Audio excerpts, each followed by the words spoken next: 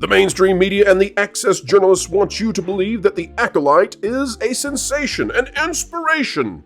Lesley Headland, the former personal assistant to Harvey Weinstein, has created a new generation of Star Wars fans. Except, well, that's ridiculous. It's wrong, and you can laugh at it, folks. We give you permission because it's laughable at best.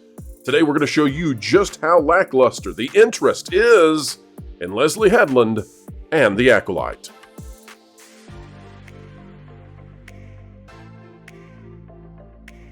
Hello folks, welcome back to the Pro Channel. We are a jolly bunch of truth tellers over here and happy to have you. Hope you're doing a jolly good time today, wherever you are and whatever you're up to.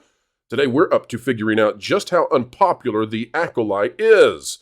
Now folks, would we continue to cover this show if it was just any old franchise? No! We cover it because this was once the biggest franchise on the planet. Star Wars was the biggest, baddest, best IP from a galaxy far, far away. Then Kathleen Kennedy came in and sent it astray. And now the fans, well, they've gone away.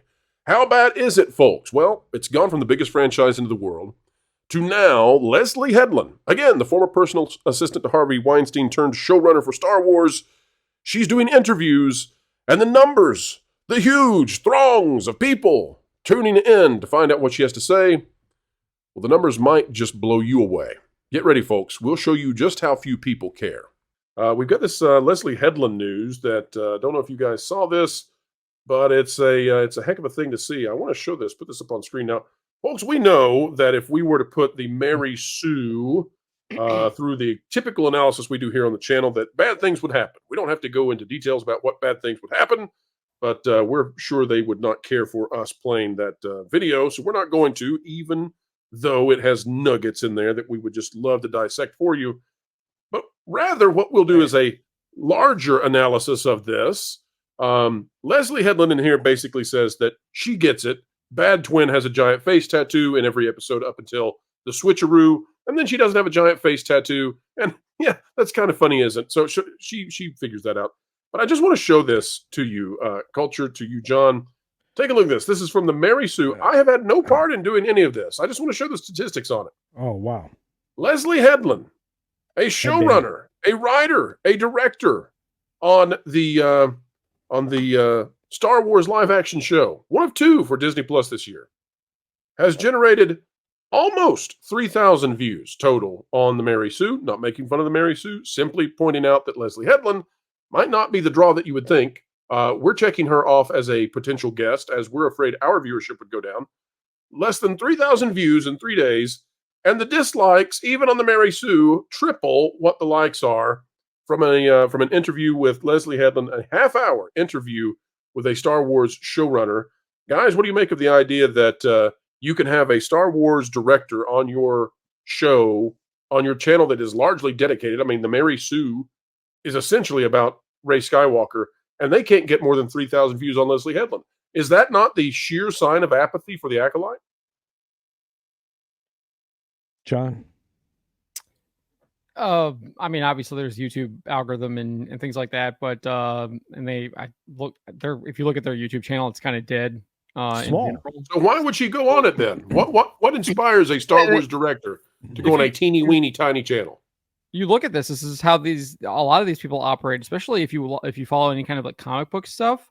These comic book creators will go on like the tiniest little channels ever, but they'll never want to go on like the big channels where they can actually sell their comics to a much wider audience, because they just want to hang out with their quote unquote people that are ideologically aligned with them. And they know they're not going to get challenged. They know they're not going to be any kind of hard questions. If you watch any of this interview, the woman doing the interview is Rachel Leishman, and she's just pushing over everything that Lesley has to say and everything in the Acolyte. That's exactly why they go on channels like that, shows like that. John, when you look at the metrics, because I know you do, because I do too, but when you look at the metrics for things like this, especially for, the published version of the Mary Sue, and then you look at the YouTube channel for the Mary Sue, what strikes you when it comes to how many people supposedly are there versus how many people are actually there? I mean, it's hard to tell. I mean, because obviously print online readers are different than people who watch YouTube. There's obviously some crossover and things like that, but I do think that there is a different audience, people who read articles and people who watch videos. I write a lot of articles, and that's probably because I like to read. I read more than I do watch. It's how I learn and how I gather information. I'm more of a reader than I am a watcher. But yeah, so there's obviously that. There's a lot of different other caveats and stuff like that, and it looks like they don't really have a good plan for their YouTube channel. If you look at it, it's kind of all over the place, scattershot. Doesn't look like it's very well organized. Because obviously there are huge, like massive woke channels out there, right? That have significant subscribers and significant viewers. And so, I'm going to say something that's controversial. You ready? Yeah. Pro, be ready to bring that video back up. Ooh, I'm ready.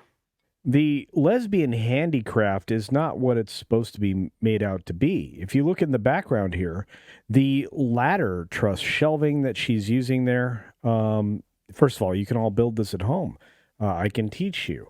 Those are just regular trusses. Those are 8-foot trusses you can buy at Home Depot. And she's put a fiberboard or MDF as the shelves for that. And then she cut some pieces of wood there to like make the front and back of the shelf so it doesn't sag. So, overall, this looks like she might, actually do something to make shelves for her house, but it doesn't scream success to me for some reason. I'm not sure why. Do you think it's even hers? There's companies that literally do this. They make backdrops for people. Okay, so might have been done by her wife, nepotism. No, sure. Nepo is well represented in the series, and this does strike me as somebody who would know how to use a whip really well. But outside of that, no.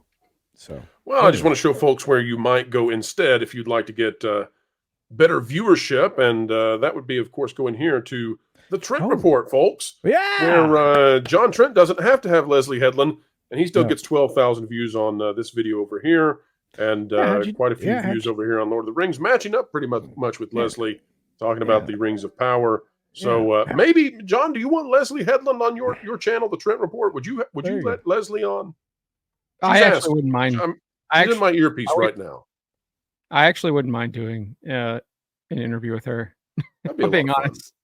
That's so funny because you and I both would enjoy that. The question is, would she show up?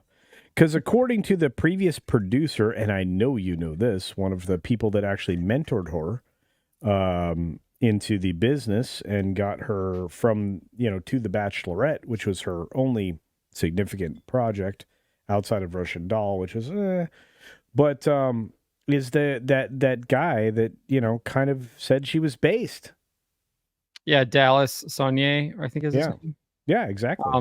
And also, I guess there's a video of Brett Cooper, who also was going to be in that failed project. Yeah, she actually did a video on it too, talking about that. I just haven't gotten around to covering that.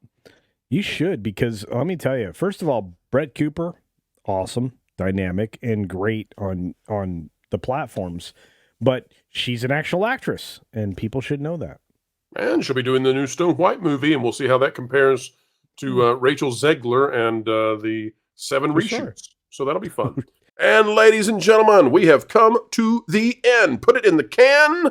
To the archives it goes. But don't worry, folks, not yet, for more content is coming your way. Thrice daily. That's 3 times for those of you who might not know the word thrice. Let's bring it back. That and shall. Maybe shan't. I don't know. But anyway, folks, we shan't hold you any longer.